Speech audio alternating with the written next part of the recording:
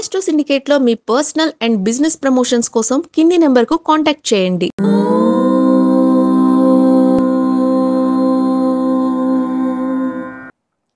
ఓం శ్రీ గురుభ్యో నమః. హరి ఓం. అగజానన పద్మార్కం గజానన మహర్నిశం అనేకదంతం భక్తానాం ఏకదంతముపాస్మహే. అందరికీ నమస్కారం. గ్రహణాల సంబంధమైనటువంటి విషయాలు బాగా బయటకు వస్తున్నాయిగా. పెద్ద పెద్ద మేధావులు అనుకున్నటువంటి కొంతమంది వ్యక్తులు గ్రహణం లేకున్నా గ్రహణం ఉంది పాటించాలి, అమెరికాలో కెనడాలో గ్రహణం పట్టినా భారతదేశంలో పాటించాలనేటువంటి వ్యక్తుల సమూహం ఎక్కువ ఉంది. కౌముది గ్రంథాలలోనూ అలాగే మనకి నారద సంహితలోనూ తప్పకుండా ఇటువంటి విషయాల గురించి స్పష్టంగా మనకి నిర్ణయ సింధువులోను ధర్మశాస్త్రంలోను ధర్మసింధు గ్రంథాల్లో కూడా గ్రహణం గురించి బాగా స్పష్టంగా చెప్పబడింది. మరి ఆ విషయం వాళ్ళు చదువుకున్నారో తెలియదు. కనపడని గ్రహణం గురించి మనం బాధపడవలసిన అవసరం లేదు. కాకపోతే 8 to 10% మన మీద ఆ ప్రభావం ఉంటుంది కాబట్టి ఆ సమయంలో జపము చేసుకుంటే చాలు, భగవన్నామ స్మరణ చేస్తే చాలు, అంతకు మించి వేరే ఏమీ లేదు. స్నానం కూడా అక్కర్లేదు. ఆ విషయం గుర్తుపెట్టుకోండి. అటువంటి గ్రహణ సంబంధ విషయాలు బయటకు వస్తున్నాయి కాబట్టి మీ అందరికి ఒక సులభంగా మన రాశి నుంచి మన జన్మలగ్నం నుంచి ఏ రాశిలో గ్రహణం పడితే మనకు మంచిది చెడ్డదు అన్న విషయాన్ని తెలుసుకుందాం.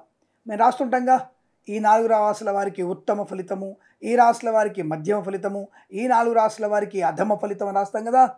దాన్ని ఎలా తెలుసుకుంటారు అని అడిగితే మన జన్మలగ్నము గురించి జన్మరాశి గురించి కించిత్ జ్యోతిష పరిజ్ఞానం మీకుంటే చాలు.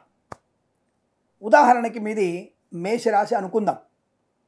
మేషరాశి వారికి మేము చెప్పేటువంటి గ్రహణం కృత్తికా నక్షత్రంలో 2వ పాదంలో రాహుగ్రస్తాస్త చంద్రగ్రహణము మేషరాశిలో జరుగుతోంది అని చెప్పినప్పుడు మేషరాశి వారికి అంటే 1వ స్థానంలో గ్రహణం పడుతున్నట్టు లెక్క. అలా వృషభ రాశి వారికి 12వ స్థానం అని, మిథున రాశి వారికి 11వ స్థానం అని, కర్కాటక రాశి వారికి 10వ స్థానం అని లెక్క పెట్టుకోవాలి. అంటే మన జన్మలగ్నం నుంచి కానీ జన్మరాశి నుంచి, జన్మలగ్నం నుంచి 5వ స్థానం అయి జన్మరాశి నుంచి కూడా 3వ స్థానం అయితే స్వామి ఎలా చూసుకోవాలి అంటే జన్మరాశి ప్రధానమైనది, జన్మలగ్నం ద్వితీయస్థం. కాబట్టి వీటిని మనం బేరీ చేసుకునేటువంటి ప్రయత్నాన్ని చేయాలి.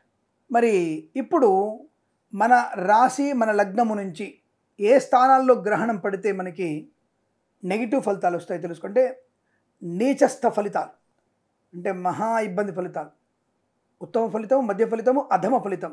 అధమ ఫలితం ఇచ్చేటువంటి స్థానాలు ఏమిటి తెలుసుకుందాం. 1, 7, 8, 12 స్థానాల్లో మీ జన్మరాశి కానీ జన్మలగ్నం నుంచి కానీ 1, 7, 8, 12 స్థానాల్లో కనుక గ్రహణం పట్టినట్టయితే అధమ ఫలితము, అనారోగ్యము, ఆర్థిక నష్టాన్ని పొందుకుంటారు. జాగ్రత్త. అదే మరి మధ్యమ ఫలితం ఏమిటండి? జన్మరాశి జన్మలగ్నము నుంచి 2, 4, 5, 9 స్థానాలలో గనక గ్రహణం పడితే అంటే మీ జన్మరాశి జన్మలగ్నం నుంచి 2, 4, 5, 9 స్థానాల్లో గనక గ్రహణం పట్టినట్టయితే మీకు మధ్యమ ఫలితం, కొద్దిగా నెగిటివ్ ఉంటుంది, బట్ మధ్యమ ఫలితాన్ని ఇస్తుంది. ఇబ్బంది దానం చేసుకుంటే సరిపోతుంది. అధమ ఫలితం ఇస్తే తప్పక దానము, యజ్ఞము, హోమం కూడా చేయించుకోవాల్సిన అవసరం ఉంటుంది. మరి ఉత్తమ ఫలితం ఇచ్చేటువంటి స్థానాలు ఏమిటి అని అడిగితే జన్మలగ్న జన్మరాశి నుంచి 3, 6, 10, 11.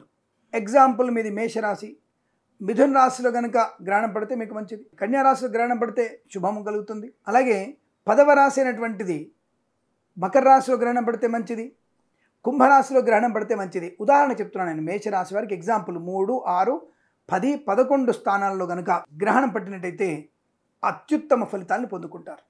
ఇలా మనము గ్రహణ సంచార ఫలితాన్ని తెలుసుకునే ప్రయత్నం చేయవచ్చు.